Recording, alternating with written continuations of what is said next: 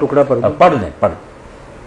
السلام علیکم. وعلیکم السلام. مفتی اعظم محمد اسحاق صاحب، میرے اکثر دوست بریکٹ میں لکھا ہے اہل سنت سے اس بات پر تبادلہ خیال ہوا ہے کہ وہ کہتے ہیں کہ جب ہم قبر میں جائیں گے مرنے کے بعد تو فوراً ہی نبی کریم صلی اللہ علیہ وسلم قبر میں تشریف لائیں گے تو سارے غم عذابات دور ہو جائیں گے. یعنی ہم نماز پڑھتے ہیں، کسی کو دکھ نہیں دیتے، اس لیے ہم کو قبر میں نبی کریم صلی اللہ علیہ وسلم سارے دکھوں کے لیے کافی ہیں. پوچھنا یہ ہے کہ وہ کسی عقیدے کی بنا پر ایسا کہتے ہیں یا خوش فہمی میں مبتلا ہے؟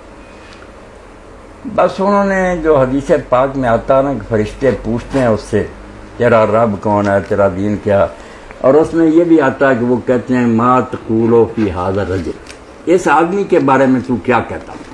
اس سے انہوں نے سمجھا کہ عربی زبان کے مطابق جب کہتے ہیں اس آدمی کے بارے میں تو کوئی ہے نا سامنے جس کے بارے میں ھذا الرجل کرے، ھذا اس میں اشارہ ہے قریب کے لیے، اس لیے پاس ہی آپ کھڑے ہوتے ہیں، کہتے ہیں اس آدمی کے بارے میں تو کیا کہتا ہے. اس سے انہیں یہ سمجھ آئی اور وہ اس پر جم گئے. اب اس پر انہوں نے یہ بھی کہا کہ جیسے مولانا لکھتے ہیں احمد یار کہ جو نا ارشاد الساری میں علامہ کسرانی نے لکھا ہے کہ حضور علیہ السلام جو ہے نا وہ نظر آتے ہیں تو کہتا کہ مومنوں کے لیے یہ بہت بڑی بشارت، بشرا عظیم، مومن کے لیے بہت بڑی بشارت. مگر یہاں انہوں نے غلط بات یہ کی کہ اس کے آگے انہوں نے کسرانی رحمۃ اللہ نے لکھا تھا اگر یہ بات ہوتی تو مومن کے لیے بڑی بشارت تھی، مگر اس بارے میں دین میں کوئی چیز ثابت نہیں، اور جنہوں نے حاضر رجل سے نکالا وہ عربی زبان ان کا ساتھ نہیں دے. اس کے لیے کسی شے کا سامنے ہونا ضروری نہیں، بے شک وہ دور ہو، نظروں سے اوجھل ہو، مگر اس آدمی کے ذہن میں ہو کہ کس کا پوچھ رہے ہیں. جیسے حدیث میں بھی آتا کہ جب وہ پوچھتے ہیں یہ کہتا مجھے تو سمجھ نہیں آئی، وہ پھر کہتے ہیں اللہ جی بعث فیکم، جو تم نے رسول بنا کر بھیجا گیا، پھر بھی سمجھ نہیں آتی، پھر وہ کہتے ہیں محمد. اس لیے سامنے وغیرہ کچھ نہیں ہوتا. یہ ایسے ہی ہے جیسے احمد بن قیس کہتے ہیں کہ میں نکلا ہتھیار لگا کر صحیح بخاری میں کہ لینصر ھذا الرجل، کہ میں اس آدمی کی مدد کروں. اب علی کہاں؟ ہزاروں میل دور.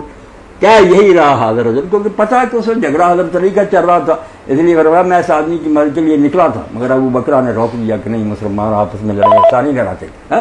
تو حاضر رجل بے شمار جگہ آیا. جو کیا بات چل رہی تھی حاضر رجل کی بات، تو وہ دیکھیں کہاں تھا بیٹھا ہوا ہرکل عیسائی بادشاہ. جب آپ کا خط گیا اس نے کہا بڑھاؤ اگر کوئی لوگ اس کو جاننے والے جس کا یہ خط آیا. تو ابو سفیان اور اس کا قافلہ وہاں گیا ہوا تھا، ان کو حاضر کیا گیا. تو اس وقت اس نے کہا ایو کو اقرب و نسب بحاضر رجل، اس آدمی کے ساتھ میں سے رشتے میں کون زیادہ قریبی؟ وہاں کہہ رہا حاضر رجل، حضور نہیں تھے. یعنی ہزاروں مثالیں اس کی کہ حاضر رجل کہا جاتا ہے، کوئی سامنے نہیں ہوتا نا. تو کستلانی بیچارے نے تو لکھا تھا اگر یہ بات ہوتی تو مومن کے لیے بڑی خوشی کی بات، مگر صحیح نہیں ثابت ہوئی. وہ اگلا ٹکڑا چھوڑ کہ صحیح کوئی نہیں ہوئی یار، حاضر رجل یہ کام نہیں رہتا.